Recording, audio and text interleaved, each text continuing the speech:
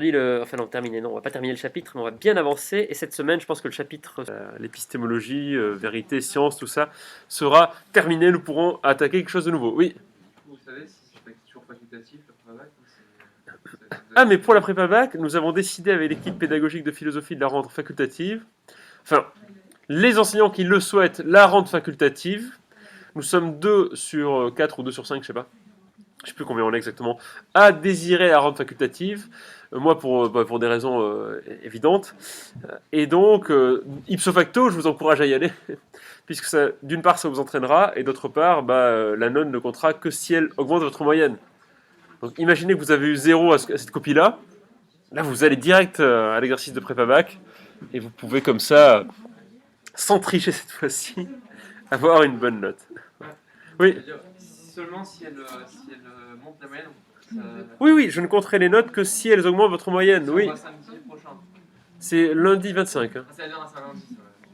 Oui. Est-ce que vous avez vu que sur Pronote qu'on n'avait pas cours vendredi? Ah oui, alors ça m'a interpellé aussi. Vendredi, vous m'avez dit? C'est parce qu'on a une présentation par Parcoursup. Mais j'ai cours avec la TGO le vendredi? Non. Moi, j'ai pas cours de philo le vendredi avec vous. Bah, sur Pronote, si, normalement, c'est Non, il n'y a rien en fait. C'est l'histoire. Non, moi, j'ai... Ah si, je vous avais, effectivement. Mais, mais comment ça se fait? Parce que déjà, ce matin, j'avais un cours de STMG annulé. Mais parce qu'il y a des présentations par Parcoursup, monsieur, cette semaine. Des quoi, pardon? Des présentations par Parcoursup, ça nous fait plaisir. Et c'est quoi, à 10h, c'est ça? À 8h? C'est en pile sur votre temps. Ça dure 2 heures. Ah, vous, je vous ai à 8h normalement. Ah oui, de 8h30 à 10h40, c'est ça? Non, nous, c'est plutôt Attendez, excusez-moi, je vais juste couper l'enregistrement là parce que ça sert à rien de la voir. Ok, mais de toute façon, ce sera indiqué sur Pronote, je pense, et c'est pas un souci. Alors, est-ce que j'avais dicté pour vous le 2.3 ou pas? Dites-moi que oui. Non? Oui. Le 2.3 sur la dimension sociale de la science, c'est bon, on a terminé, donc on peut attaquer le grand 3. C'est super. En plus, surtout si on rate 2 heures de cours vendredi. À 1 heure, donc j'ai les autres quand même. Bon, on finira pas le chapitre cette semaine, alors il va nous manquer une petite heure, je pense. On finira lundi prochain. Alors nous arrivons au grand 3. Alors excusez-moi, on est un petit peu long à démarrer ce matin, mais je veux juste voir le titre que j'ai donné pour les autres, pour le grand 3, qu'on fasse bien la même chose. Enfin, on fera la même chose, mais pour que le plan soit exactement le même. Ah ben c'est très bien parce qu'apparemment...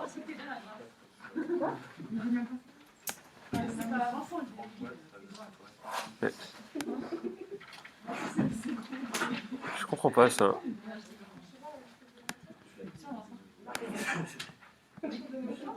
Ah ça c'est la TG12, d'accord.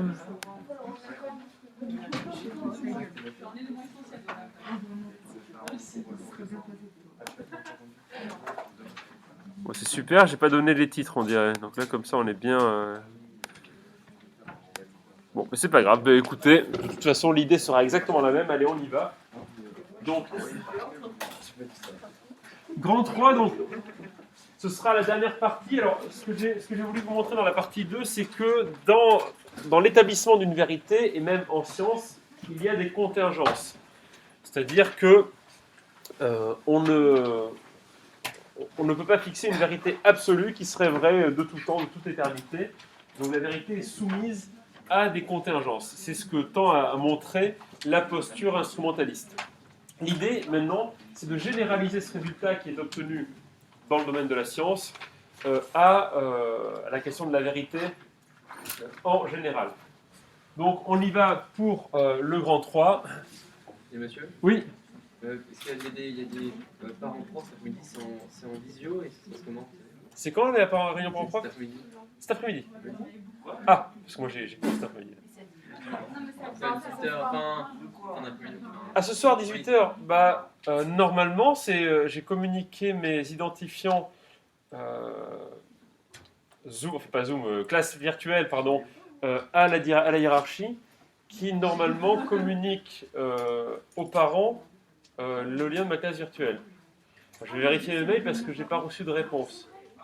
Donc ceux qui veulent me parler, moi je finis, de toute façon je finis à 17h40, après je me mettrai sur le CNED et puis... Ça va parler de quoi, cette réunion? je sais pas, j'étais pas au courant.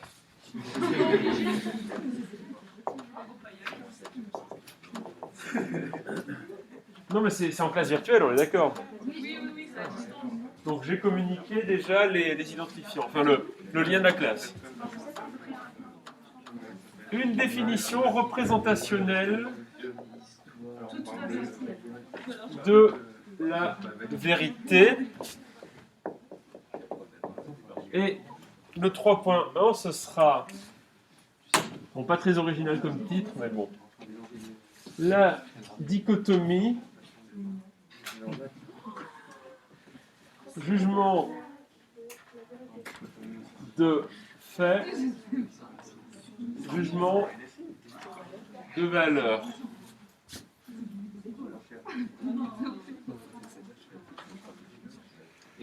Bon, ça va être un peu technique, mais bon, ne vous inquiétez pas, ça va bien se passer. Rien voir.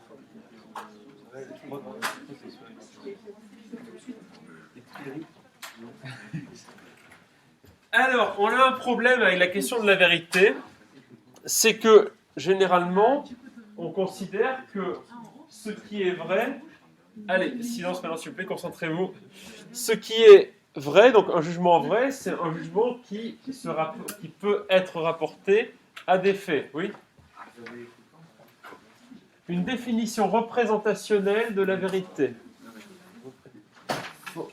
Ce qui est vrai est rendu vrai parce que eh bien, l'énoncé est vérifiable dans les faits. C'est factuellement vrai. Et par conséquent, ça voudrait dire que tout ce qui ressort de jugement de valeur, eh bien, ce serait en dehors du domaine de la vérité. Les jugements de fait seraient des jugements objectifs, les jugements de valeur seraient des jugements purement subjectifs. Bon, ce que je vous dis est tout à fait élémentaire, évidemment, mais ça a été traité par la philosophie, et notamment par un philosophe très important du XXe siècle, qui s'appelle Ludwig Wittgenstein. Alors, on va s'attarder un peu sur son cas, parce que cette chose très triviale qui consiste à dire que les jugements de fait sont objectifs et les jugements de valeur sont subjectifs, non seulement Wittgenstein le démontre, mais en plus de le démontrer, cela lui permet de délimiter les prérogatives de la philosophie. Alors, il faut savoir que Wittgenstein, il y a eu deux étapes dans sa carrière philosophique. Une première étape, c'est qu'on va étudier ici, celle du Tractatus Logico-Philosophicus. Oui, je suis désolé pour le nom de ce truc.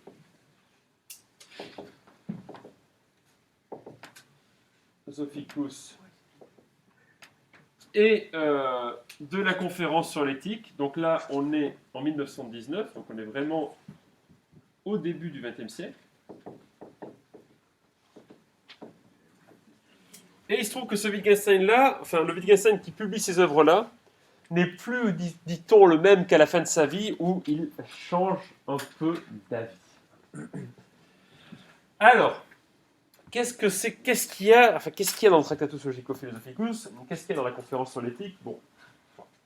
Déjà, il faut comprendre que le Tractatus Logico-Philosophicus, faisant un tout petit peu d'histoire de la philosophie, c'est un livre assez singulier, puisque Wittgenstein l'avait avec lui dans les tranchées quand il faisait la guerre de 14-18. Alors, il faut comprendre qu'il a changé de camp. Wittgenstein était d'origine germanique. Il a changé de camp à la Seconde Guerre mondiale parce qu'il était juif. Donc, bon, il a combattu pour l'Empire germanique en 14-18 et il l'a fui à grandes enjambées dans les années 1930. Assez logique. Bon, bref. Donc, il y a quelque chose d'un peu singulier, particulier dans ce Tractatus Logico-Philosophicus. C'est Wittgenstein, quand il l'écrit, il est convaincu, dit-il, de répondre à tous les problèmes philosophiques qui peuvent être posés. Voilà, donc, d'après lui, il y a avant Wittgenstein et après.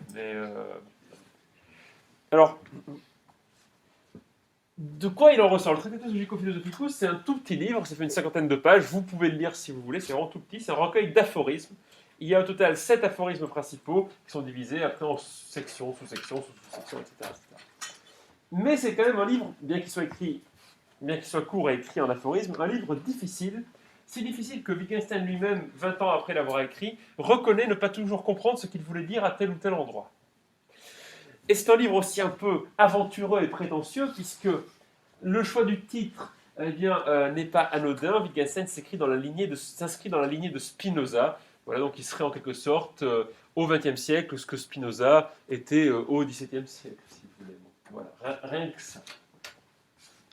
Bon, bref, voilà pour le contexte. Maintenant, le contenu qui, ici, nous intéresse particulièrement. Wittgenstein se pose une question simple, c'est de quoi peut-on parler ? De quoi est-ce qu'on peut parler ? Et donc, bien sûr, la question sous-jacente, c'est de quoi est-ce qu'on doit parler, alors ? Et qu'est-ce qu'on doit taire ? Bon. Et Wittgenstein remarque qu'il a manqué quelque chose de très important à la philosophie, donc ça c'est dans l'aphorisme 4, toute la section 4 du Tractatus Logico-Philosophicus, il a manqué quelque chose de très important à la philosophie, et cette chose, ça a été une analyse logique du discours philosophique. C'est-à-dire qu'on n'a jamais confronté le discours philosophique à ces incohérences potentielles logiques. Alors qu'est-ce que ce serait que ces incohérences logiques ? Parce qu'on est bien conscient que les philosophes, quand ils écrivent des textes philosophiques, ils font très attention à la rigueur de leur raisonnement, et souvent ils font en sorte que leur raisonnement ait une grande cohérence logique. Et s'il y a des contradictions entre les philosophes, c'est soit parce que l'un ou l'autre remarque qu'il y a une contradiction logique dans un raisonnement de tel ou tel philosophe, soit parce que tout simplement tel ou tel philosophe rejette les prémices du raisonnement de tel ou tel autre philosophe. Et Wittgenstein lui fait une analyse, on va dire, méta, donc au-delà de cette simple analyse logique de premier ordre. Il dit, mais ça se trouve, certains discours, philosophiques ou pas d'ailleurs, mais certains discours philosophiques sont peut-être des discours qui se dérobent aux règles de la logique elle-même. C'est-à-dire que ça se trouve, il existe des discours qui ne peuvent pas être jugés au niveau logique. Et donc, qui sont fondamentalement, si vous voulez, illogiques. Et alors, Wittgenstein va plus loin en disant que le problème avec la philosophie, c'est qu'il y a beaucoup de discours qui, justement, enfreignent les règles de la logique. Et ces discours, d'après Wittgenstein, sont les discours, on peut s'en douter, les discours métaphysiques. Alors, il va falloir que j'explique un peu plus. Alors, quand on parle de discours métaphysiques, Wittgenstein entend les discours sur l'ontologie, les discours sur l'esthétique, les discours sur la morale, bien sûr, le bien, le mal, tout ça. D'après Wittgenstein, ces discours-là outrepassent les règles de la logique. Alors, il faut comprendre ce que ça veut dire que outrepasser les règles de la logique. Un discours s'exprime dans une langue qui est une langue vivante, une langue parlée. Et cette langue est structurée autour d'un langage. Donc, dans l'ordre des choses, vous avez le langage qui est la faculté de communiquer. À partir de là, apparaît, grâce à cette faculté qu'est le langage, une langue, et de cette langue naissent des discours. Bon. La langue, elle est structurée autour d'un certain nombre de règles. Et ces règles permettent quoi ? Permettent de communiquer des discours qui ont une signification, des discours qui veulent dire quelque chose, des discours qui ont du sens. Ce qui permet de communiquer ces discours qui ont une signification et ces discours qui ont du sens, c'est justement un certain nombre de règles. Alors, il ne s'agit pas que des règles de grammaire ou du vocabulaire à lui seul qui constitue un ensemble d'outils pour pouvoir justement rendre compréhensible des choses qui ne sont pas nommées. Mais ces règles, en fait, sont celles qui, fondamentalement, permettent au discours lui-même d'avoir une signification. Ce sont, bien sûr, seulement les discours qui ont une signification, donc les discours qui veulent dire quelque chose, les discours qui ont du sens, qui peuvent être jugés comme étant vrais ou faux. Par exemple, prenons une proposition, mais on pourrait prendre n'importe quelle autre proposition, on va l'appeler P1, et on va dire, je ne sais pas, ce feutre est rouge. Bon. Tout le monde comprend, on comprend bien ce que veut dire cette proposition. Cette proposition a du sens, et on peut juger qu'elle est fausse, ici, puisque ce feutre était bien sûr bleu. Donc c'est une proposition qui est fausse. Si j'avais écrit ce feutre est bleu, la proposition aurait été vraie. Maintenant, imaginez que j'écrive une proposition qui soit celle-ci. Cette phrase est fausse. Ça, on fait déjà un peu de cours sur le langage. Ça ne vous aura pas échappé. Cette phrase est fausse. Alors, cette proposition-là, elle est très connue en philosophie. C'est un paradoxe célèbre qu'on appelle le paradoxe du menteur. On pourrait le formuler autrement, je suis en train de vous mentir. On pourrait le dire comme ça, si vous voulez. Bon, alors, on peut se demander si cette phrase est vraie ou fausse. Alors, vous voyez évidemment venir le paradoxe. Si cette phrase est vraie, c'est qu'elle est fausse. Si cette phrase est fausse, c'est qu'elle est vraie. Bon, alors, est-ce qu'on peut juger du caractère vrai ou faux de cette phrase? Eh bien, la réponse, elle n'a pas été donnée par Wittgenstein, elle a été donnée par un philosophe du XXe siècle aussi qui s'appelle Tarski. La réponse, alors je ne vais pas vous faire la démonstration ici, on le fera peut-être une autre fois. La réponse, c'est que non, en fait. Cette phrase, on ne peut pas juger si elle est vraie ou fausse. Pourquoi? Parce qu'elle enfreint les règles de la logique qui structurent la possibilité d'expression du langage. En fait, si vous transformez cette phrase, que vous l'écrivez dans le langage logique qui structure l'expression communicationnelle elle-même, eh bien, vous vous rendez compte que cette phrase n'a plus de valeur de vérité quand elle est écrite, retranscrite dans ce langage logique primitif. Ce que Tarski appelle le métalangage. En fait, cette phrase, on ne peut pas juger si elle est vraie ou fausse. Cette phrase, dirait Wittgenstein, elle est vide de sens.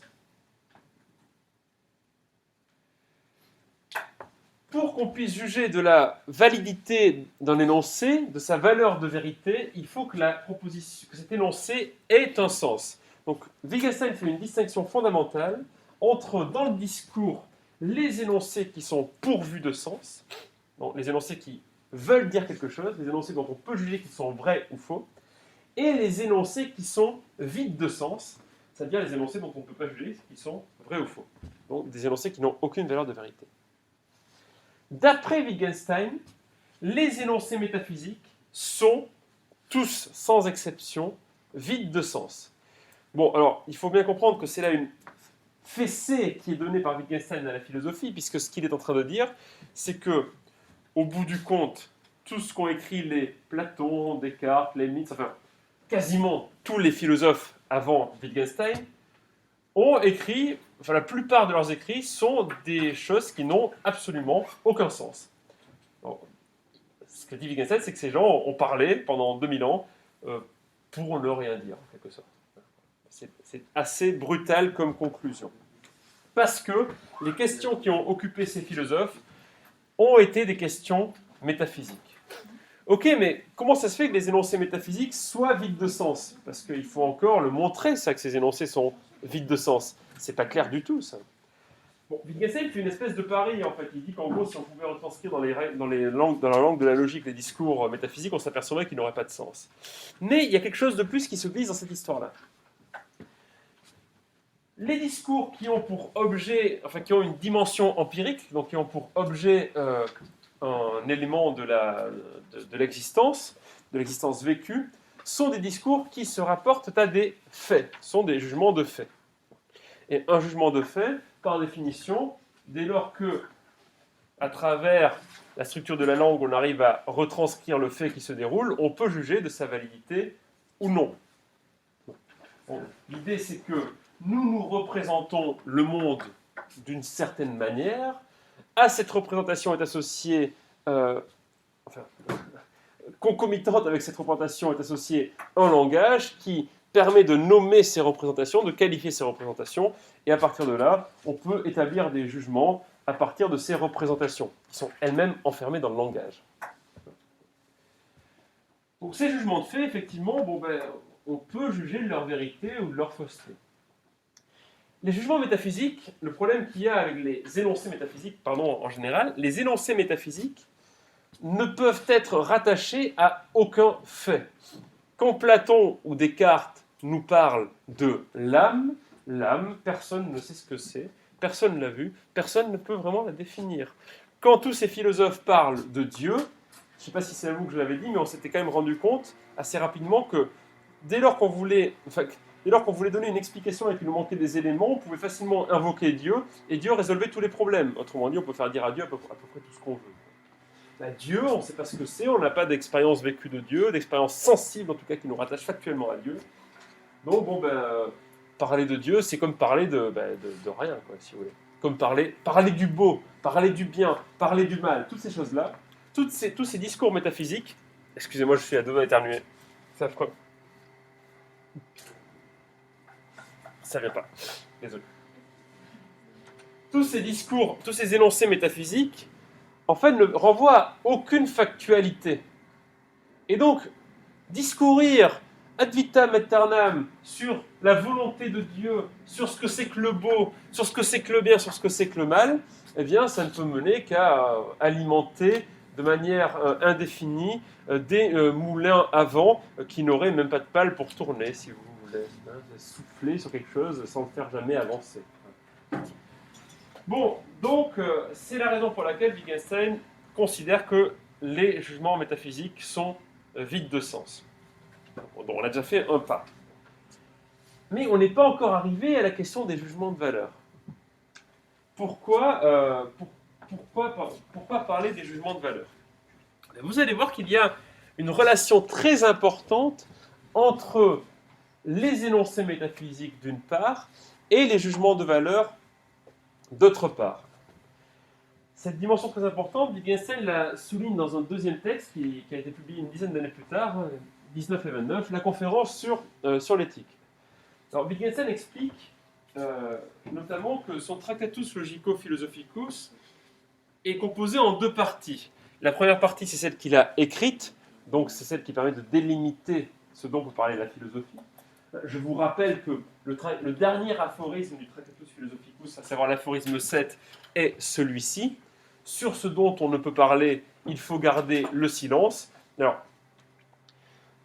je fais une parenthèse, mais il y a quelques années de cela, je traînais sur YouTube, je faisais des recherches sur Wittgenstein pour voir s'il y avait des interviews de lui qui avaient été captées de son vivant, et j'étais tombé sur une espèce de vidéo issue d'un film où un professeur de faculté, avec un air très très grave et très sérieux, disait devant ses étudiants dans un amphithéâtre: sur ce dont on ne peut parler, il faut garder le silence. Voilà, comme si c'était quelque chose de quasi mystique. Non, pas du tout. Il faut arrêter avec cette vision mystique de la philosophie. C'est pas du tout ça. Non, ce que veut dire Wittgenstein très simplement, c'est que il y a des choses dont on peut parler. Ces choses-là sont des énoncés qui ont du sens, les jugements de fait. Et il y a des choses dont on ne peut pas parler, ce sont les énoncés métaphysiques qui sont vides de sens. Et donc, comme on ne peut pas en parler, eh bien, le plus simple, c'est de ne pas en parler. L'idée, c'est arrêtons d'alimenter comme ça un discours, une espèce de discours vide, en fait, qui s'auto-alimente, si vous voulez. C'est un peu ça, la métaphysique, une espèce de discours vide qui s'auto-alimente. Et remplaçons ce discours vide qui s'auto-alimente par des choses qui ont du sens, tout simplement.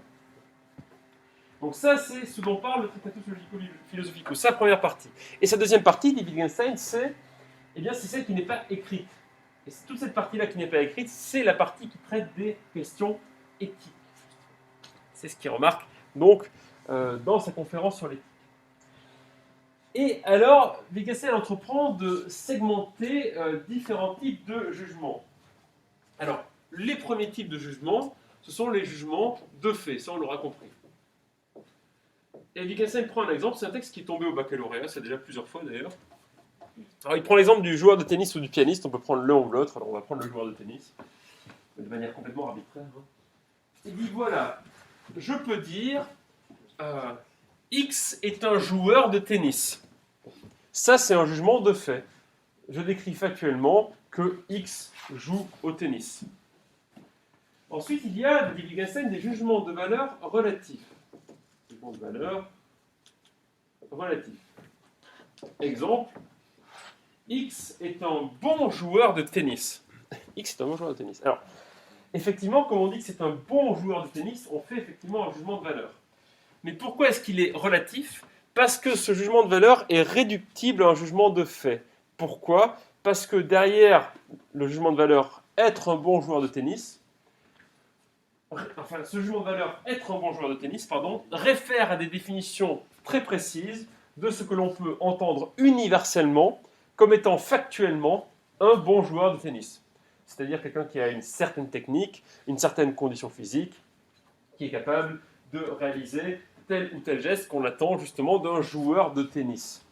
D'ailleurs, être un bon joueur de tennis, c'est simplement finalement actualiser ce que c'est qu'être un joueur de tennis. Donc, ces jugements de valeur relative seraient réductibles à un jugement de fait. Et Wittgenstein prend le même exemple avec un pianiste. Il dit être un bon pianiste, c'est un jugement de valeur relative, puisqu'on sait ce que c'est universellement comme bon pianiste. La proposition être un bon pianiste renvoie à des définitions qui sont connues et qui sont elles-mêmes des jugements de fait. Et puis, on a enfin les jugements de valeur absolue. Alors, le jugement de valeur absolue, ce serait du type « ce joueur de tennis est un homme bon ». Et là, Wittgenstein dit « le problème de ce type de jugement de valeur, c'est qu'il ne réfère à aucune définition universellement acceptée. » Enfin, ce que je vous donne, c'est un commentaire de Wittgenstein. Wittgenstein ne dit pas les choses ainsi. Et donc, par conséquent, on ne sait pas ce que c'est qu'un homme bon, et on ne peut pas savoir ce que c'est qu'un homme bon. Alors, il ajoute la chose suivante, il dit, mais imaginons qu'on ait un gros livre. Et ce gros livre contiendrait l'ensemble des jugements de fait qui peuvent exister dans le monde. Donc, un gros livre qui puisse, voilà, comme ça, contenir l'ensemble des jugements de fait qui existeraient dans le monde. Donc, hormis lui-même, bien sûr, sinon on régresserait à l'infini. Donc, imaginons, je prends l'un d'entre vous au hasard, je ne sais pas, vous, comment vous appelez-vous ? William. Donc, voilà, donc imaginons, je vous dis, William sort du lycée et se fait tabasser par 3 personnes qui lui volent son portefeuille. Là, ce que j'ai dit, c'était strictement factuel. Ça peut appartenir au gros livre. Maintenant, si je dis William sort du lycée, se fait accoster par 3 racailles qui le raquettent, et franchement, c'est pas bien, ces gens-là méritent la mort, là, je rajoute des jugements de valeur qui, eux, ne peuvent pas appartenir au gros livre, parce qu'on ne sait pas ce que cela veut dire que mériter la mort, ou que ce sont des mauvaises personnes. Donc, la philosophie, d'après Wittgenstein, elle ne doit parler que ce qui se trouve dans le gros livre, parce que le reste, elle ne peut pas en parler. Donc des jugements de fait, des jugements de valeur relatifs eux-mêmes réductibles à des jugements de fait, et le reste, on n'en parle pas. Ce qui veut dire que le domaine de la vérité, c'est le domaine de la factualité. Il n'y a pas de vérité au-delà de cette factualité, et que le domaine de la philosophie, c'est aussi le domaine de la factualité, c'est aussi le domaine de la vérité, et donc on ne va pas au-delà, justement, de cette... eh bien, la philosophie ne peut pas aller au-delà des jugements de fait. Elle ne peut pas empiéter, elle ne doit pas empiéter non plus d'ailleurs, du coup, même si je fais un jugement de valeur là. Elle ne doit pas empiéter sur les questions métaphysiques, sur les jugements de valeur. Comprenez bien que les questions éthiques impliquent des jugements de valeur et que ce sont des questions métaphysiques. Comprenez bien que les questions esthétiques impliquent des jugements de valeur et que ce sont aussi des questions métaphysiques. Voilà, donc, grosse claque à la philosophie, bravo à lui. Donc, avant d'aller plus loin, je vais quand même dicter le passage sur Wittgenstein, et après on verra pourquoi toutes ces choses quand même très convaincantes sont encore malheureusement un peu incomplètes. Mais je préfère vous dicter maintenant parce que sinon vous aurez trop à écrire tout d'un coup, et j'ai peur que ce soit un peu trop fatigant pour vous. Donc vous avez bien noté les titres, c'est bon. Alors on y va. Wittgenstein,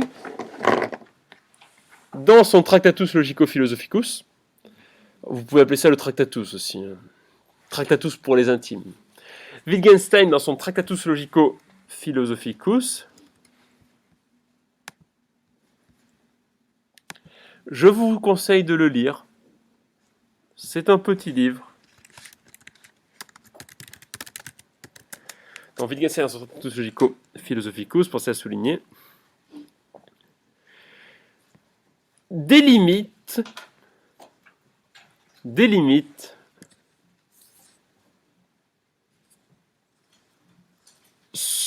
ce dont peut parler la philosophie.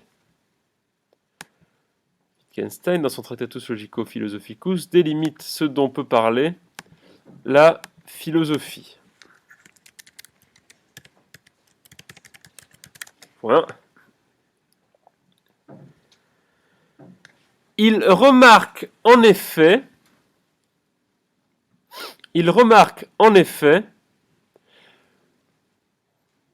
que tous les discours ne se valent pas. Deux points. Il remarque en effet que tous les discours ne se valent pas. Deux points.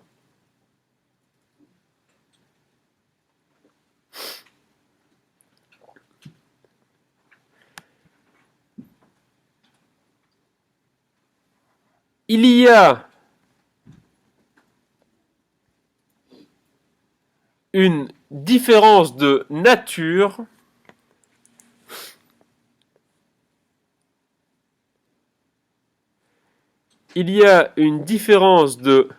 nature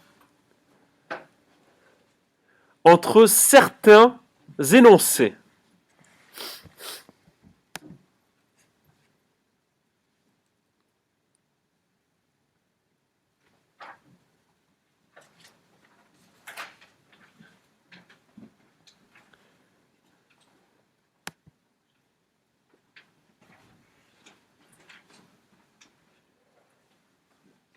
Point.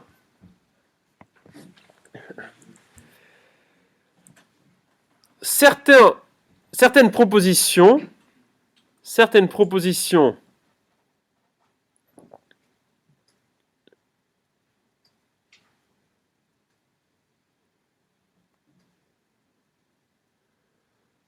peuvent prendre une valeur de vérité. Certaines propositions peuvent prendre une valeur de vérité.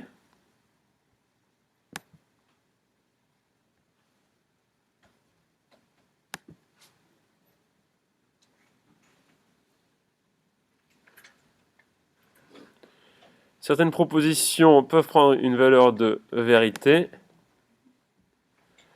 D'autres, non. Point.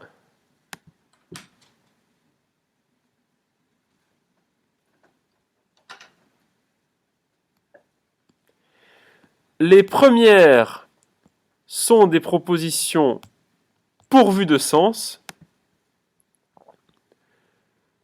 Les premières sont des propositions pourvues de sens.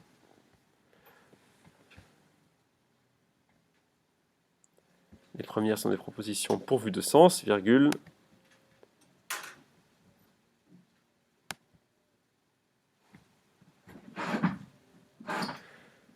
Les deuxièmes,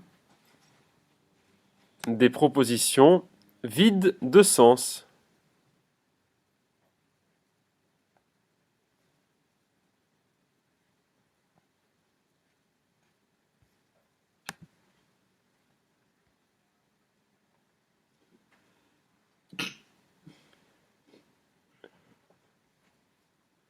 Première sont des propositions pourvues de sens et deuxième des propositions vides de sens.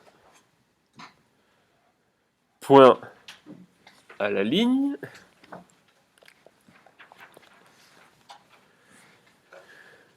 Une proposition pourvue de sens peut être vraie ou fausse. Proposition pourvue de sens peut être vraie ou fausse. Je sais que je répète, mais c'est pour que vous compreniez bien. Une proposition pourvue de sens peut être vraie ou fausse. Point.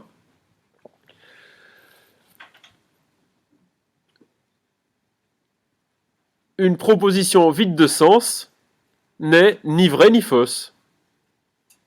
Elle n'a pas de sens. Une proposition vide de sens n'est ni vraie ni fausse. Point, on va noter à la ligne exemple.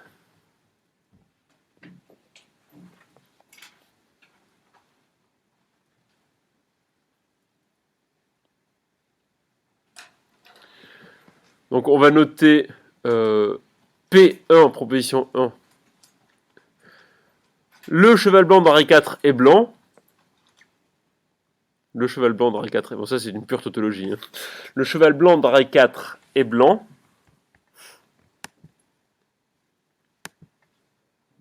Le cheval blanc d'Henri IV est blanc.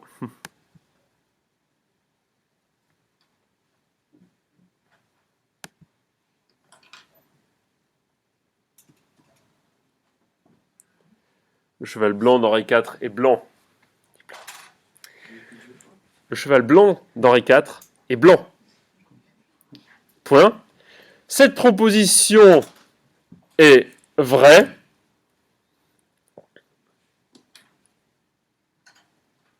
C'est un jugement de fait. Cette proposition est vraie.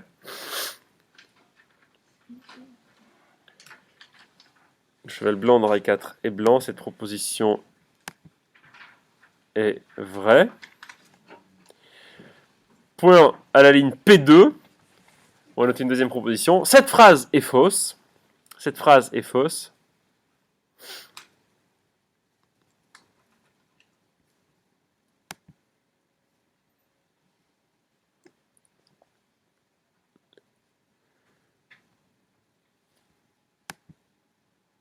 Alors, point, et à côté, vous notez cette proposition est dépourvue de sens.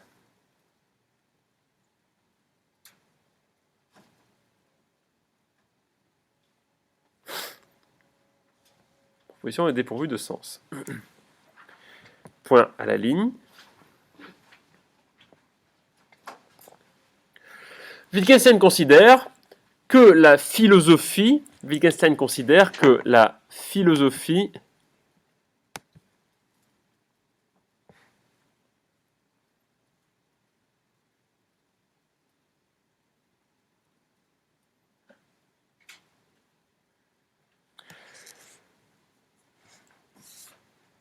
n'a aucune raison de s'intéresser.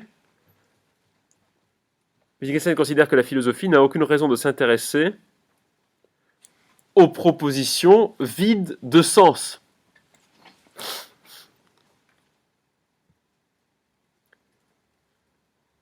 Wittgenstein considère que la philosophie n'a aucune raison de s'intéresser aux propositions vides de sens. Point. Or, les discours métaphysiques, virgule,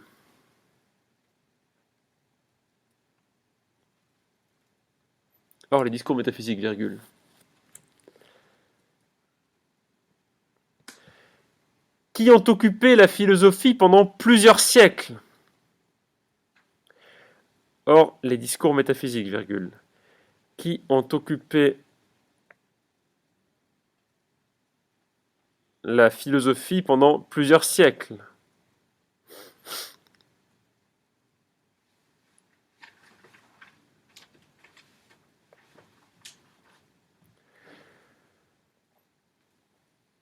Sont précisément vides de sens.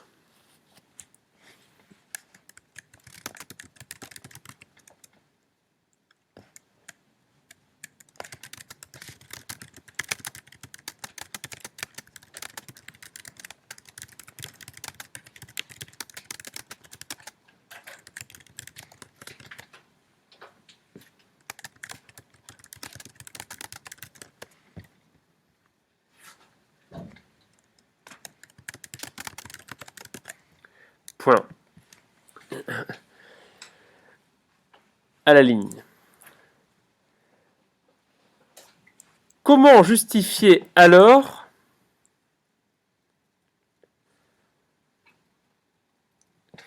que les énoncés métaphysiques n'ont pas de sens, pour l'interrogation.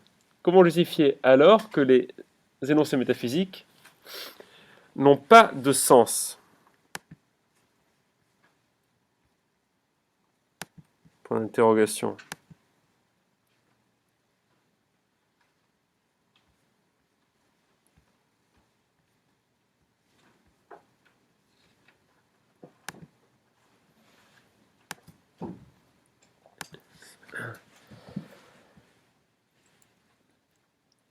ces énoncés ne réfèrent à rien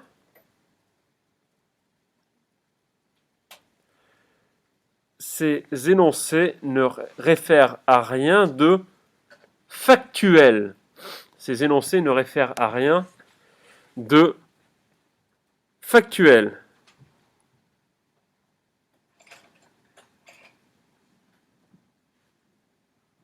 Ces énoncés ne réfèrent à rien de factuel. Point. Il ne renvoie à rien qui puisse être connu empiriquement. Il ne renvoie à rien qui puisse être connu empiriquement.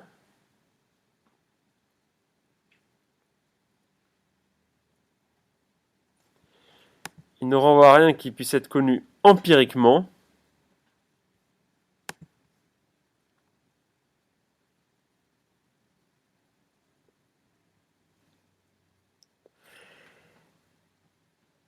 Et décrit par suite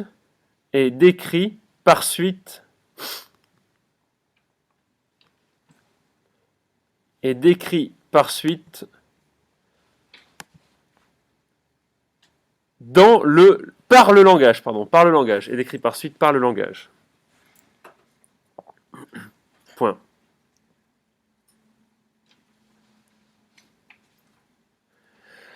Les énoncés pourvus de sens,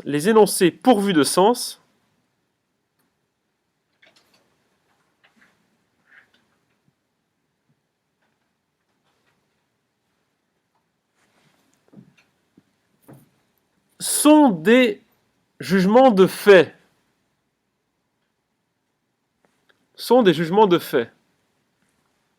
Point.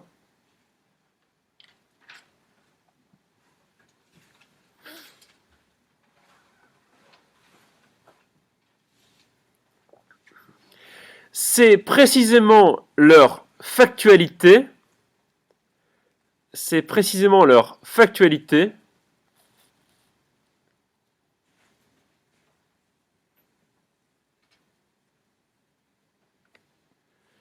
qui rend possible leur évaluation,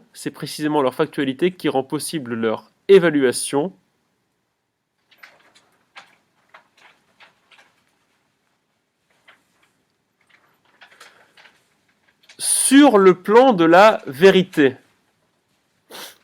C'est précisément leur factualité qui rend possible leur évaluation sur le plan de la vérité. Point, sauter une ligne. On est presque au bout.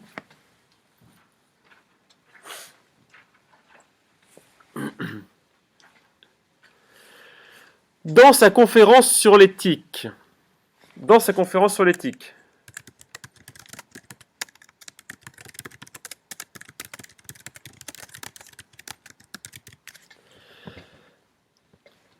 Wittgenstein distingue plus précisément les jugements de fait des jugements de valeur. Dans sa conférence sur l'éthique, Wittgenstein distingue plus précisément les jugements de fait des jugements de valeur.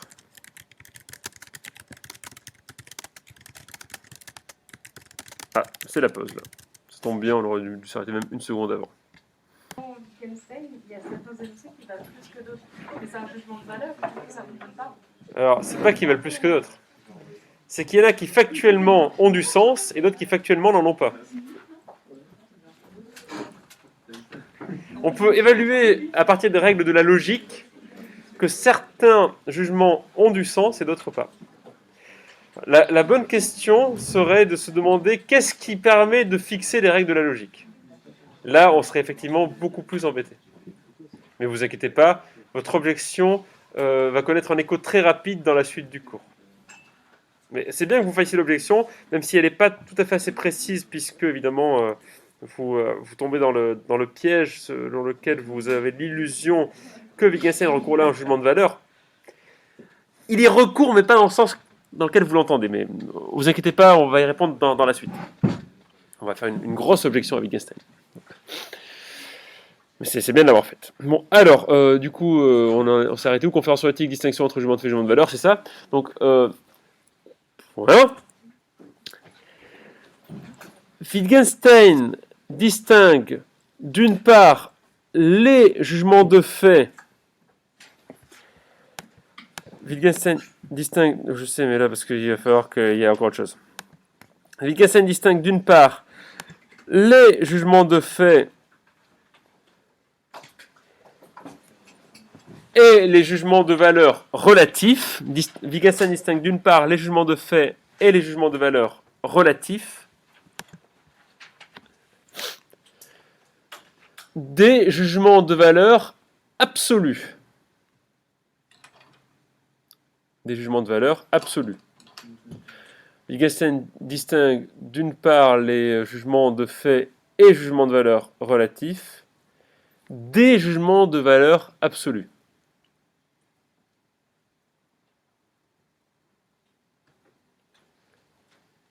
Point. Ces derniers sont irréductibles, donc les jugements de valeur absolue, hein. Ces derniers sont irréductibles à des jugements de fait.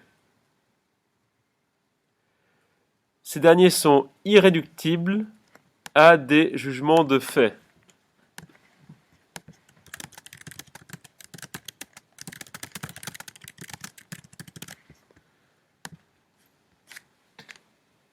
Point. Wittgenstein prend l'exemple d'un joueur de tennis. Wittgenstein prend l'exemple d'un joueur de tennis.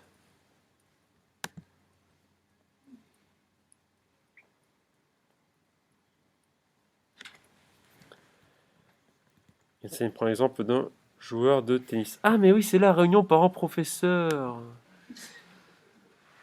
Ah. Mais j'ai pas l'inventaire de mes rendez-vous. C'est ça qui me tracasse un petit peu, qui me chiffonne.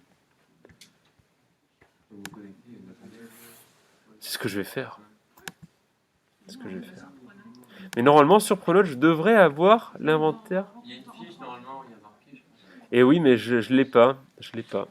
Bah, écoutez, c'est pas grave, je me connecterai avant 18h et puis ça va le faire. Mais alors, je suis un peu embêté. Ok. Parce qu'en plus, à 18h, le lycée, je crois, est fermé. Moi, je serai sur la route. Bon, c'est pas grave, mais... Non, mais je veux dire, j'ai le Bluetooth dans ma voiture, donc je peux communiquer légalement avec les gens. Bon, bref, alors Wittgenstein prend l'exemple de joueur de tennis qu'on a noté. Voilà. Point. Soit les trois propositions suivantes, 2 points. Soit les trois propositions suivantes, 2 points.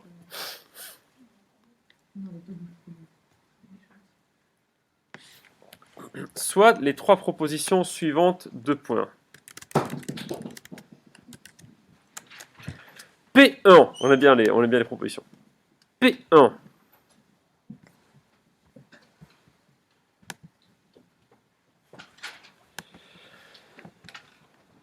X est un joueur de tennis.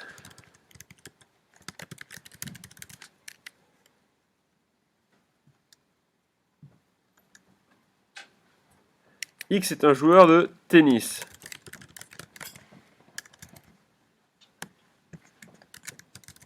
Donc, point, fermer les guillemets pour la finir la proposition.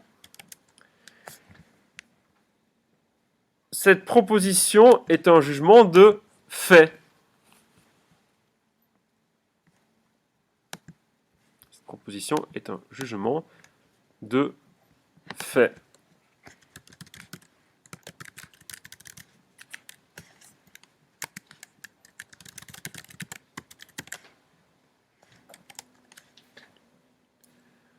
Point. À la ligne, on va noter P2. X est un bon joueur de tennis.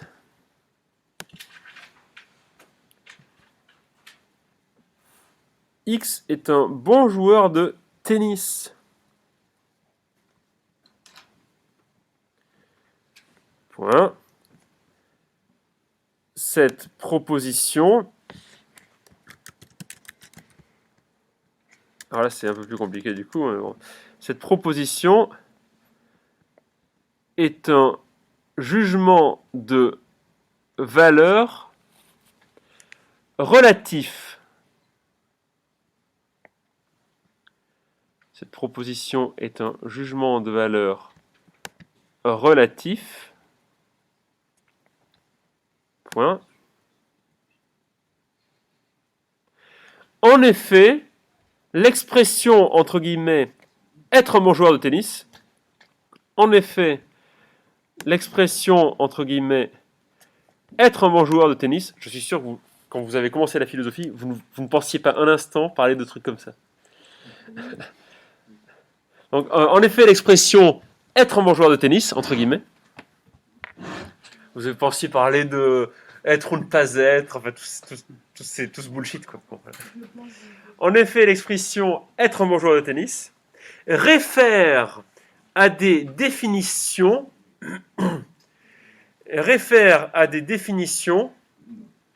en effet, l'expression être un bon joueur de tennis réfère à des définitions qui peuvent être universellement acceptées, virgule, réfère à des définitions qui peuvent être universellement acceptées, virgule.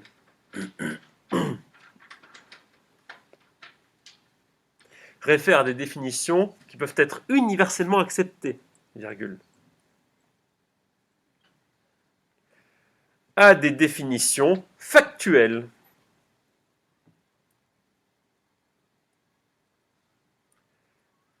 À des définitions factuelles. Point.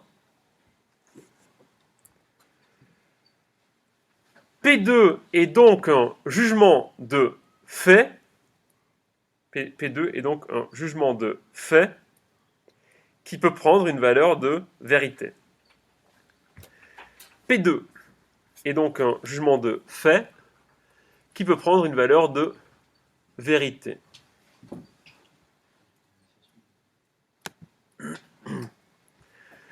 P2 est donc un jugement de fait qui peut prendre une valeur de vérité. Point. Et enfin la ligne P3. Ce joueur de tennis, virgule, X, c'est son nom. Ce joueur de tennis, virgule, X, virgule, plaît-il?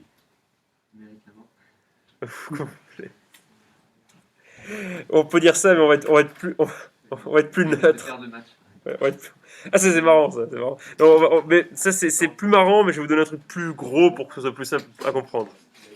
Ce joueur de tennis, X, est un homme bon.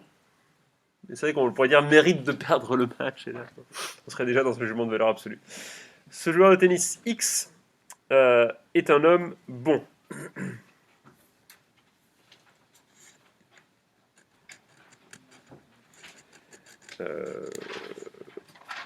Donc ce joueur de tennis X est un homme bon. Point. Il s'agit d'un jugement de valeur absolu.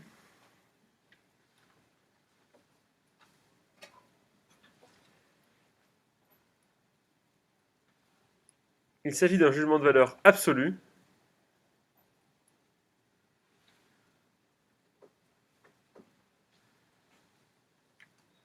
Puisque le fait d'être bon n'est précisément pas un fait. Il s'agit d'un jugement de valeur absolu. Mais il fait chaud maintenant ici. Puisque le fait d'être bon n'est précisément pas un fait. Il s'agit d'un jugement de valeur absolu, puisque le fait d'être bon n'est précisément pas un fait. Point. On ne peut pas savoir ce qu'être bon veut dire. On ne peut pas savoir ce qu'être bon veut dire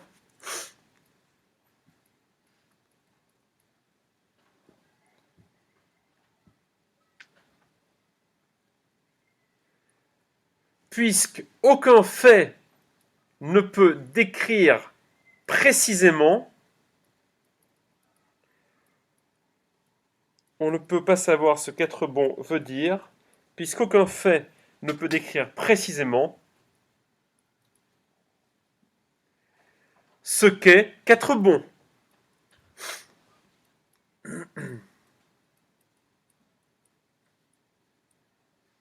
Puisqu'aucun fait ne peut décrire précisément ce qu'est qu'être bon. Point à la ligne.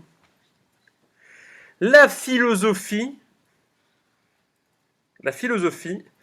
ne peut parler que des jugements de fait.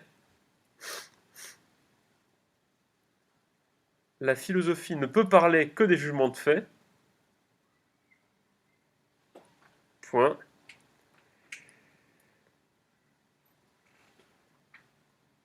Si elle s'intéresse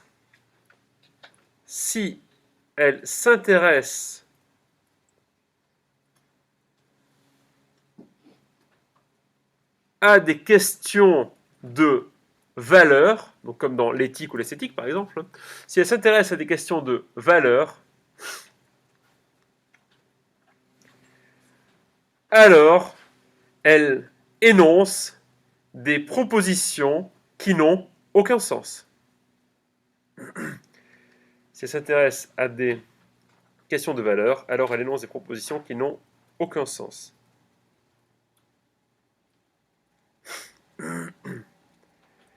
Ça, c'est très utile pour une troisième partie de dissertation. Vous avez une question métaphysique. Partie 3, vous mobilisez Wittgenstein, vous démolissez toute cette question métaphysique, et vous êtes tranquille. Bon, mais alors, on va s'arrêter d'écrire ici. On a écrit combien là? Une page, c'est ça? Une demi-page? Une page, voilà. Bon, c'est bien, on n'a pas trop écrit, ça va, je suis content. Bon, alors, maintenant, il y a la camarade au premier rang qui avait déjà fait une objection. Son objection, c'était oui, mais Wittgenstein est déjà normatif. Alors, c'était quoi exactement? Oui, parce que il dit qu'on ne doit pas parler des jugements de valeur. Oui, alors, en fait, c'est parce que pour lui, factuellement, on ne peut pas en parler. Donc, il se met à l'abri derrière ça. Mais effectivement, il y a un problème avec Wittgenstein, parce que Wittgenstein, quelque part, non seulement il est normatif, mais il fait surtout une erreur grave. Il fait une erreur, c'est qu'il pense qu'on peut séparer comme ça les jugements de fait des jugements de valeur. Or, c'est pas si évident. Il y a dans le nouveau programme de philosophie des nouveaux auteurs qui sont mis à la page. Vous savez sans doute que si vous ne le savez pas, je vous l'apprends, que dans le cadre du cours de philosophie terminale, je suis censé, enfin moi ou Monsieur Mougeot, ça dépendra de qui continuera le cours, vous faire étudier une œuvre philosophique. Et il y a un philosophe qui a été rajouté au programme qui s'appelle Hilary Putnam. Alors, c'est un philosophe majeur du XXe et du début du XXIe siècle. Il est mort en 2016. Et alors, c'est très bien qu'on l'ait mis au programme. Alors, le seul problème, c'est que la plupart de ses œuvres n'ont pas été traduites en français. Donc, bref. Voilà. Non, ils sont gentils, les gens dans les ministères, quand ils prennent des décisions. Mais bon, il se trouve que je ne le savais pas, mais il y a une œuvre majeure qui, en anglais, s'appelle The Collapse of the Fact-Value Dichotomy. Et cette œuvre a été traduite en français par un truc du style fait-valeur. Comment ils ont appelé ça? Putnam, fait-valeur. Fait-valeur, la fin d'un dogme. Bon. Et donc, en fait, le titre anglais original veut dire l'effondrement de la dichotomie jugement de fait, jugement de valeur. D'où le titre ici. Et donc cet ouvrage, je pense que je le ferai étudier à une classe si je reste en poste, parce que c'est quelque chose de très très important en philosophie, et c'est très proche de nous, puisque ça a été écrit à peine avant votre naissance, c'est-à-dire en 2002. Je crois que vous êtes né quelque part vers 2010, c'est ça? 2010, c'est ça? Mais bon, 2010, c'est juste 8 ans après.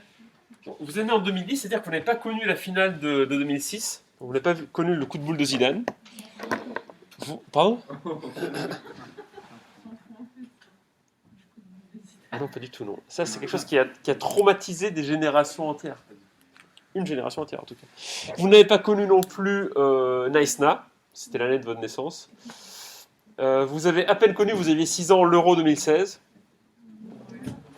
Et vous aviez quand même 8 ans quand la France a gagné la Coupe du Monde. Donc ça, c'est déjà ça. Ben oui, 2018. Voilà. Donc bon, ça, vous devriez vous en souvenir. Moi, je me souviens quand j'avais J'avais 7 ans quand l'OM a gagné la Coupe d'Europe. Je me souviens encore du match. Basile Boli, la tête. C'est déjà bien, ils ont gagné une fois. Oui, ils l'ont acheté, je crois. Moi Ouais. aussi. Malheureusement. Bref, fermons cette parenthèse footballistique. Kylian n'a pas marqué hier, mais bon, il a quand même bien joué. Bon, écoutez, ça m'embête de vous donner le titre français parce que le titre anglais est quand même plus transparent. The collapse of the fact value dichotomy. Et ça, c'est paru, donc je vous ai dit, en 2002, soit 8 ans avant votre naissance.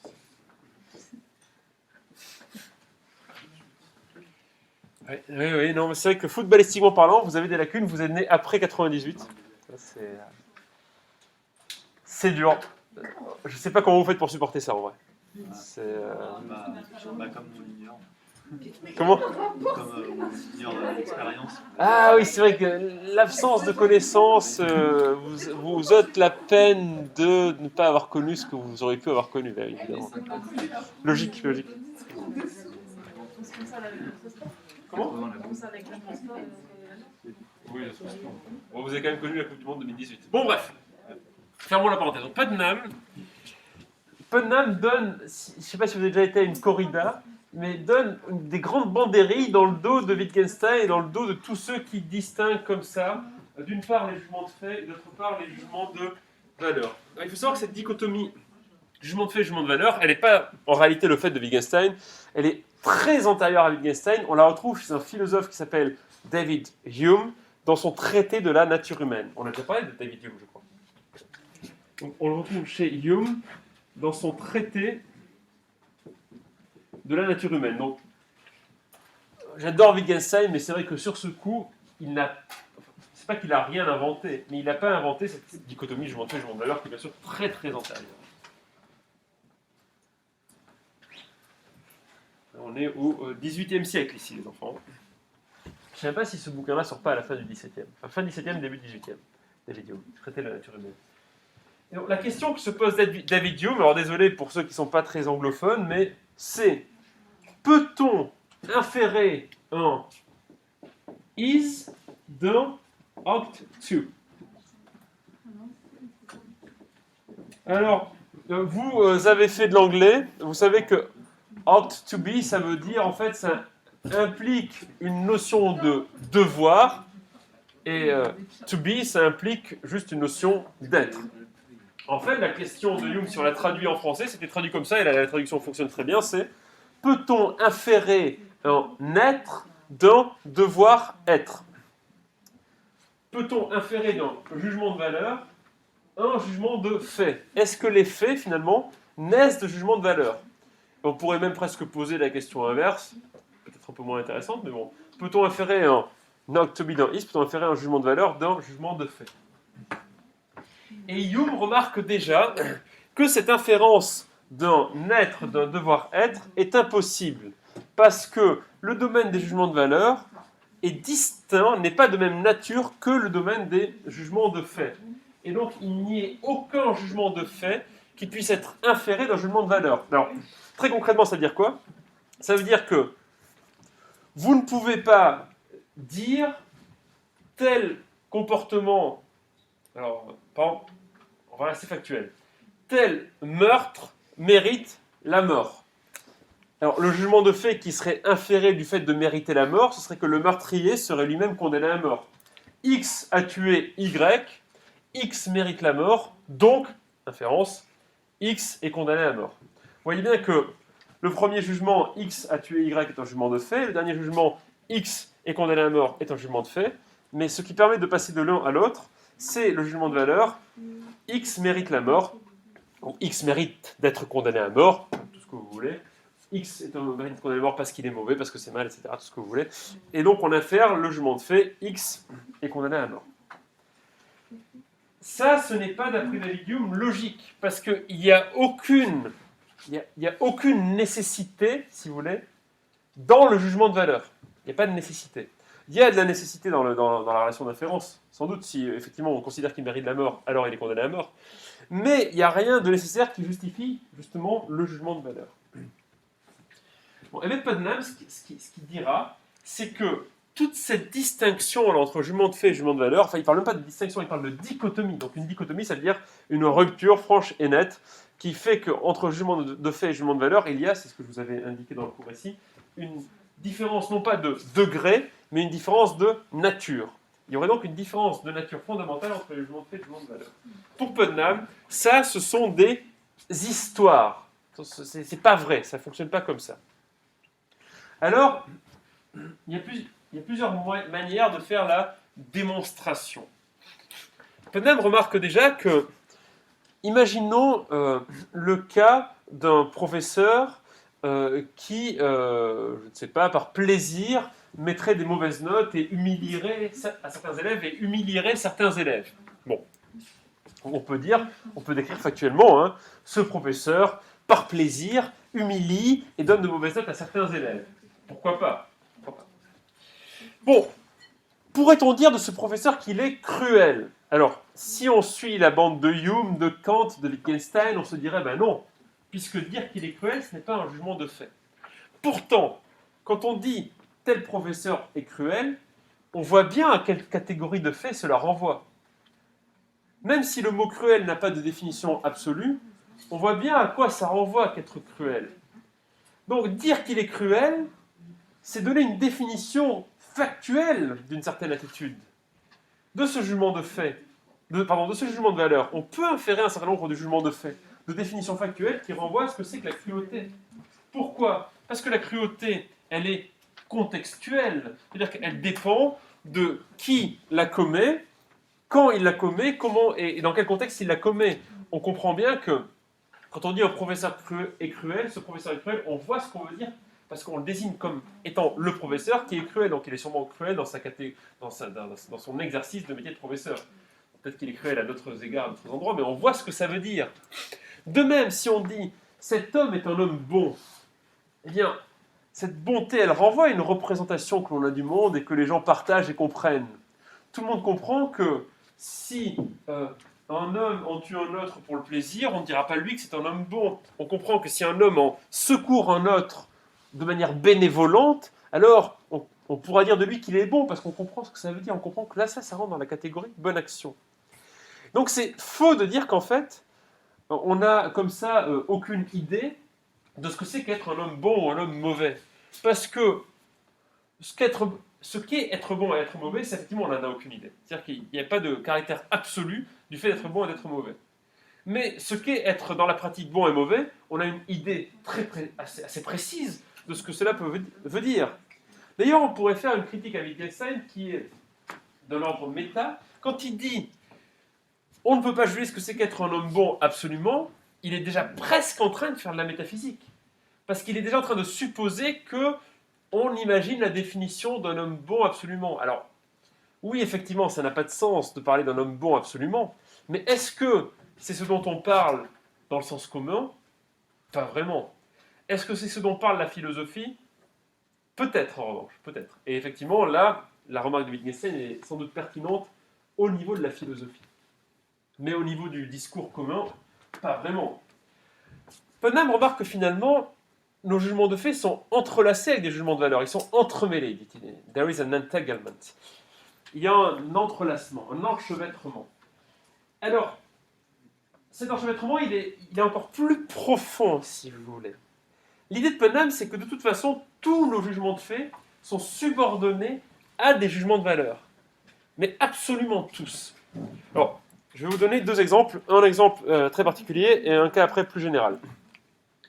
L'exemple particulier, c'est l'exemple de la science. On a l'impression que les sciences, bon, enfin, vous avez peut-être moins l'impression maintenant qu'on a parlé de la dimension sociale de la science, mais on a l'impression, comme ça, de manière naïve, que les sciences produisent des discours vrais, absolument objectifs, complètement désintéressés, enfin immaculés de tout jugement de valeur, etc. etc. Mais Putnam remarque que même fondamentalement, même si on oublie, alors qu'elles existent, si on oublie les valeurs des scientifiques, qui ont eux-mêmes des valeurs, des intérêts, donc ils mettent des jugements de valeur dans leur pratique de la science. Mais même si on oublie cela, ces valeurs très singulières qui s'inscrivent dans un cadre paradigmatique, eh bien, on s'aperçoit que tous les scientifiques ont en commun le fait d'aimer la vérité, d'aimer chercher la vérité. ils font de la vérité quelque chose qui a de la valeur, quelque chose qui vaut la peine d'être recherché. Ils font de la méthode scientifique la bonne méthode pour chercher cette vérité, et donc la méthode qui vaut la peine d'être exploitée, etc., etc. Donc vous comprenez bien que la science, elle est complètement structurée autour de jugements de valeur. Putnam parle de jugement de valeur épistémique. C'est-à-dire que dans la production de connaissances, il y a, comme ça, de manière structurante, des jugements de valeur. Est-ce que ça veut dire que les connaissances produites sont absolument subjectives? Alors ça, on y répondra dans la suite. La réponse est non. Mais il faut remarquer que les jugements de valeur sont bel et bien présents dans la structuration, même de la connaissance, dans la structuration du discours scientifique. Et puis, de manière plus générale, si on quitte le seul cadre de la science, eh bien, on s'aperçoit aussi que tout discours porte en lui fondamentalement des jugements de valeur. Pourquoi? Parce que, et ça c'est étonnant que Wittgenstein n'ait pas vu, parce que Wittgenstein donne une description de la manière dont le discours se forme qui devrait le conduire à cette conclusion. Je m'explique. Wittgenstein, c'est un philosophe majeur du langage, vous l'aurez compris, et il s'inscrit de son propre aveu dans la lignée de Saint-Augustin. Et Saint-Augustin, qu'est-ce qu'il disait? Il disait que la faculté du langage se développe dans le cadre de l'apprentissage de la parole, dans le cadre de l'apprentissage de la langue, et cet apprentissage de la langue, lui, se développe de manière très empirique, l'enfant au contact d'adultes qui les entend parler, qui les imitent, qui les copient, qui reproduisent en quelque sorte leur manière non seulement leur proposition et leur manière de les exprimer, et qui petit à petit apprennent empiriquement à parler, apprennent le sens des choses. Mais le sens des choses n'est pas lui-même universel. Si le langage donnait naissance à des langues universelles, tout le monde parlerait la même langue, et puis tout le monde aurait la même manière de désigner les choses de manière universelle. Mais il n'existe pas de manière universelle de désigner les choses. Peut-être que quand on apprend la langue, cette manière devient universelle au sein de cette manière de parler, ou que si on traduit une langue, on peut rendre universelle une proposition, mais la proposition n'est pas elle-même universelle de manière spontanée et nécessaire, en quelque sorte. Quand on apprend à parler, on apprend une manière de désigner les choses en fonction d'un contexte qui est quand même structurant. Pourquoi pensez-vous que les Inuits ont des dizaines de mots pour désigner la neige? Mais parce que leur cadre de vie les oblige à désigner la neige. Pourquoi pensez-vous que dans certaines contrées du Sénégal, on ait beaucoup de mots pour désigner le sable? Mais parce qu'on a besoin de beaucoup de mots pour désigner le sable. Pourquoi pensez-vous qu'en France, on ait X mots pour parler de nourriture? Parce que on aime bien manger, voilà, des trucs comme ça. Voyez, et donc, en fonction d'un contexte social et culturel, on est amené à désigner les choses de manière plus ou moins précise, plus ou moins différente, ou à ignorer certaines désignations, etc., etc. Et donc, il y a une subjectivité première dans la constitution de la langue et de l'apprentissage de la langue, et donc dans la désignation des choses, et donc dans la désignation des faits. Il n'y a pas de fait absolument pur. D'ailleurs, Wittgenstein revient sur cette idée-là dans ses recherches philosophiques, où il remarque que finalement, Wittgenstein, quand il revient sur ses propos, compare le langage à un jeu. Il parle de jeu de langage. Et il remarque qu'on apprend petit à petit à parler comme on apprend les règles d'un jeu. Et on sait jouer à un jeu en y jouant. Et les règles sont parfois implicites. Elles sont implicites. Et puis elles sont parfois contextuelles. Ce qui compte, la fonction du langage, c'est de pouvoir dire ce que l'on veut dire. Mais ce que l'on veut dire, c'est pas forcément complètement universel. Et donc Putnam parvient à cette conclusion selon laquelle, finalement, les jugements de valeur et les jugements de fait sont systématiquement entrelacés, enchevêtrés. Ils sont enchevêtrés. Il n'existe pas de jugement de fait pur. Et Putnam l'écrit d'ailleurs textuellement, il dit, mais on ne sait pas ce que c'est qu'un fait. On ne sait pas dire ce que c'est qu'un fait. Ça fait 2000 ans qu'on cherche à définir ce que c'est qu'un fait, on n'arrive pas à définir vraiment, absolument, métaphysiquement, ce que c'est qu'un fait. Donc, l'argument de Wittgenstein, la séparation entre jugement de fait et jugement de valeur, ne fonctionne pas véritablement. Qu'est-ce que ça veut dire, ça, au sujet de la vérité? Ça veut dire que la vérité, elle peut exister. Alors, elle n'a pas d'existence propre, comme le pense par exemple quelqu'un comme Descartes. La vérité, un énoncé peut prendre une valeur de vérité, mais ça ne veut pas dire que les énoncés qui prennent une valeur de vérité sont de purs jugements de fait. Des énoncés qui dans lesquelles sont enchevêtrés jugement de fait et jugement de valeur peuvent prendre des valeurs de vérité. À l'intérieur de ces énoncés, il y a peut-être des énoncés dont on ne peut absolument pas discuter. C'est-à-dire qu'est-ce qui est fondamentalement bien, qu'est-ce qui est fondamentalement mal. Encore que même là, ça se discute. Mais penser qu'il y a une différence de nature entre les jugements de fait et les jugements de valeur, c'est une vue de l'esprit. Les jugements de fait sont subordonnés à des jugements de valeur. Parce que même la manière dont on apprend à parler est subordonnée à des jugements de valeur, de toute façon. La manière dont on apprend à penser est nécessairement subordonnée à une forme d'intersubjectivité. C'est-à-dire qu'on est soumis à la subjectivité des autres, en quelque sorte, à la subjectivité de la communauté. Donc ces jugements ne sont pas séparés. Ils ne peuvent pas être séparés aussi radicalement.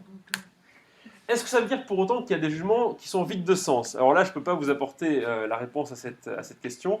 Sans doute que si on voulait apporter un début d'éléments de réponse, on pourrait dire qu'effectivement, dès lors qu'une proposition outrepasse les règles fondamentales de la logique, alors on peut considérer qu'elle n'a pas de sens.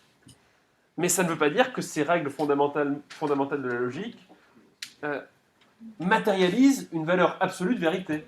Elles sont contingentes. On a décidé d'établir telle règle pour établir telle forme de discours. Et à partir de là, on peut juger de la vérité d'un discours à travers certaines règles qui sont établies. Mais on est aussi libre de changer les règles, si vous voulez.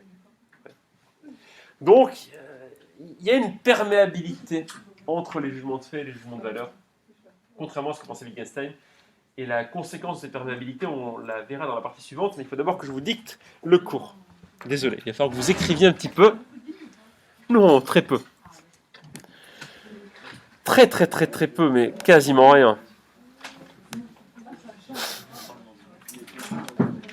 Donc, sautez une ligne. On est le combien aujourd'hui, les enfants? On est le 11. Sautez une ligne. Bon, là, ce sera déjà l'objection qu'on fera à Wittgenstein. Hume, pardon. Non, excuse-moi. La séparation jugement de fait, jugement de valeur. La séparation jugement de fait, jugement de valeur.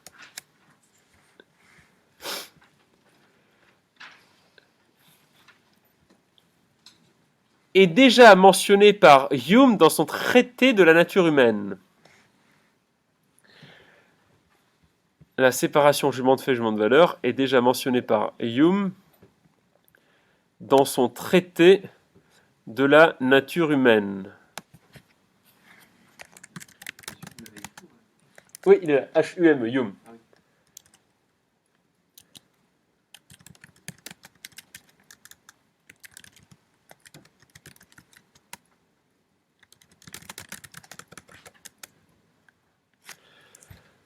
Point. Hume considère qu'on ne peut inférer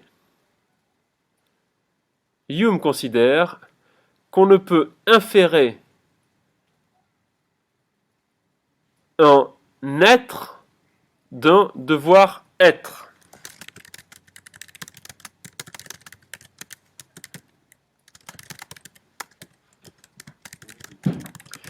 Hume considère qu'on ne peut inférer un être d'un devoir être. Point. Autrement dit, il y a une différence de nature entre jugement de fait et jugement de valeur. Autrement dit, il y a une différence de nature entre jugement de fait et jugement de valeur.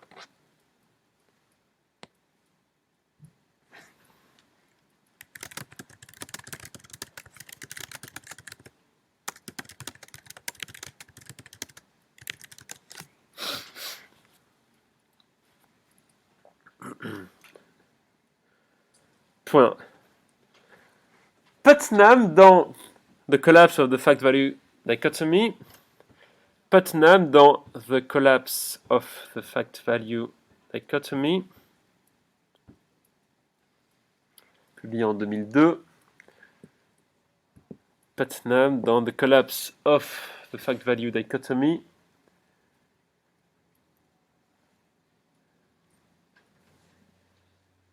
questionne la pertinence de cette séparation.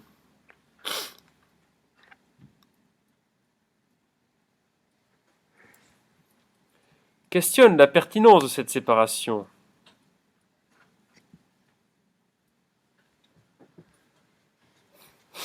On ne pourra pas finir en 1 heure le cours, malheureusement, avec les autres. Questionne la pertinence de cette séparation. Point.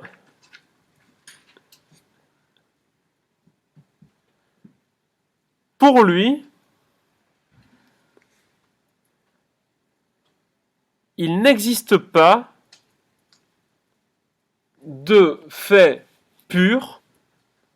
Pour lui, il n'existe pas de fait pur complètement détaché de jugement de valeur. Pour lui, il n'existe pas de fait pur complètement détaché de jugement de valeur.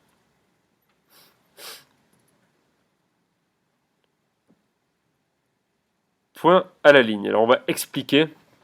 Là, je vous ai d'abord donné la thèse et après on expliquera. Je préfère vous donner la thèse d'abord pour qu'elle soit figée dans votre esprit, même si normalement il faut la donner à la fin de la démonstration. En science,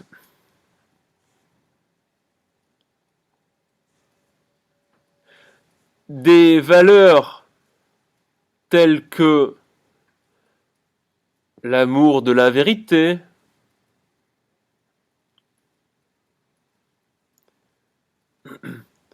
en science, des valeurs telles que l'amour de la vérité, virgule, l'attachement à la méthode scientifique, virgule,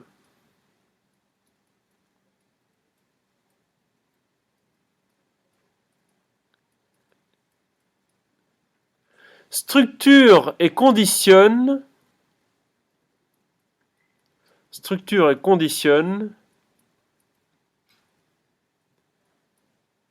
la constitution des connaissances. Structure et conditionne la constitution des connaissances.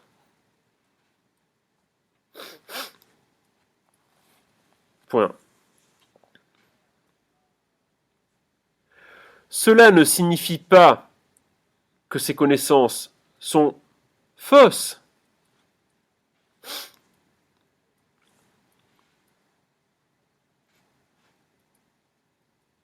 Cela ne signifie pas que ces connaissances sont fausses, virgule. Mais qu'elles sont conditionnées par des jugements de valeur. Cela ne signifie pas que ces connaissances sont fausses. Mais qu'elles sont conditionnées par des jugements de valeur. On l'a frappé? Entrée? Non, pas du frappé. J'ai entendu moi aussi. Mais qu'elles sont conditionnées par des jugements de valeur. Point. Ici, jugement de fait et jugement de valeur. Ça a compris, ok Google? Ici, c'est oui. Ah, Siri, oui. Pardon, j'ai dit quoi? Pardon? Ici, jugement. Ah oui, ici, jugement de fait et jugement de valeur sont enchevêtrés. Vous pouvez marquer enchevêtrés en rouge. Sont enchevêtrés. Ah,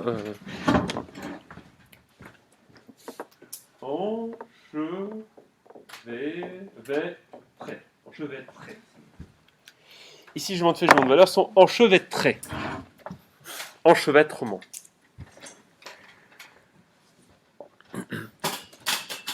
Point. Il en va de même pour les jugements moraux.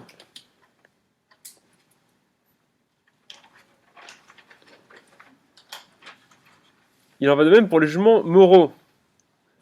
Point. Ouais, je vais expliquer aussi. On va expliquer.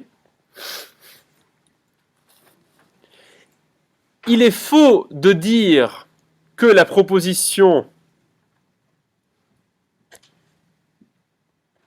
Il est faux de dire que la proposition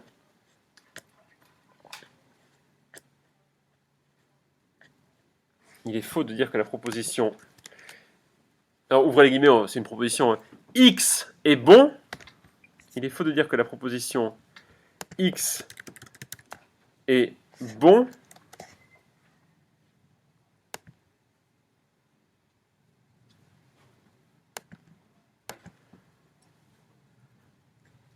ne renvoie à, il est faux de dire que la proposition X est bon, donc entre guillemets X est bon, ne renvoie à aucune description factuelle de la réalité.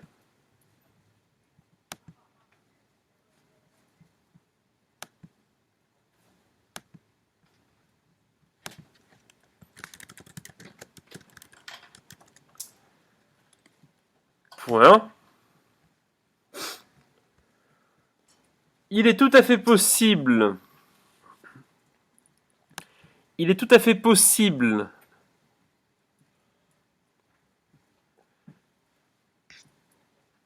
d'inférer des jugements de fait. Il est tout à fait possible d'inférer des jugements de fait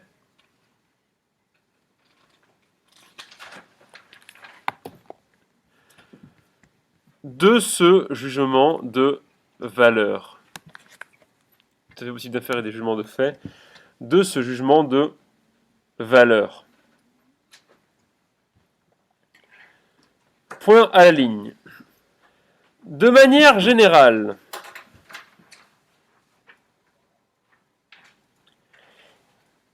il y a un enchevêtrement, de manière générale, il y a un enchevêtrement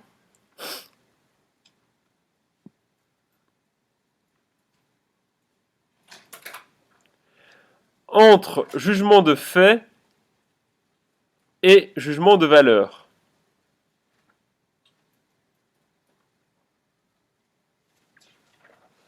De manière générale, il y a un enchevêtrement entre jugement de fait et jugement de valeur. Point. Cela peut être justifié notamment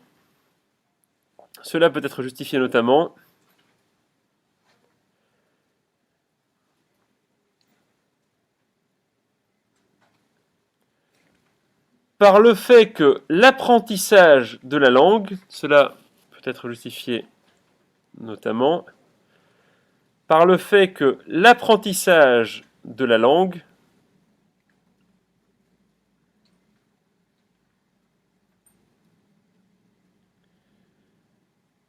suppose nécessairement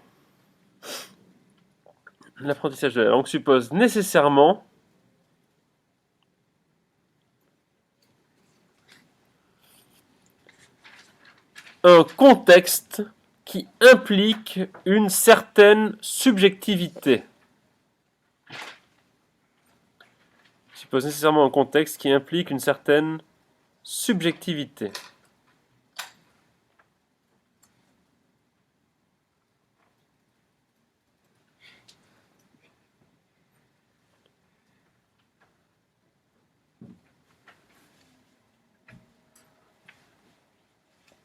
Point. Cela ne signifie pas qu'il n'existe aucune vérité.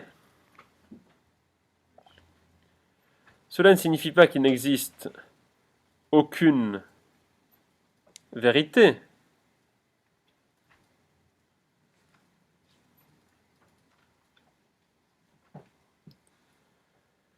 Mais que toute vérité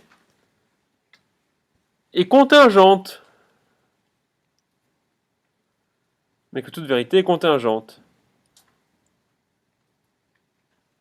Point. Virgule. La référence au fait étant elle-même contingente. La référence au fait étant elle-même contingente.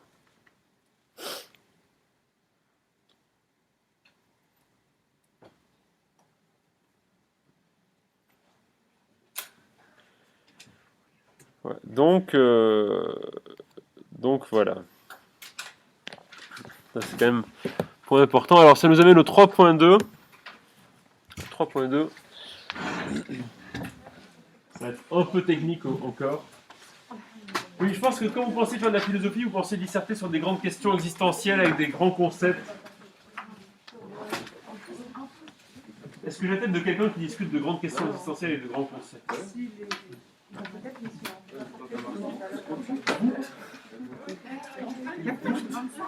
Comment?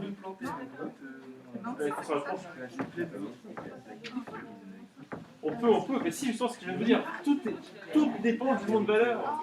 Nous sommes dans la valuation permanente. Là, je ne voulais pas donner en...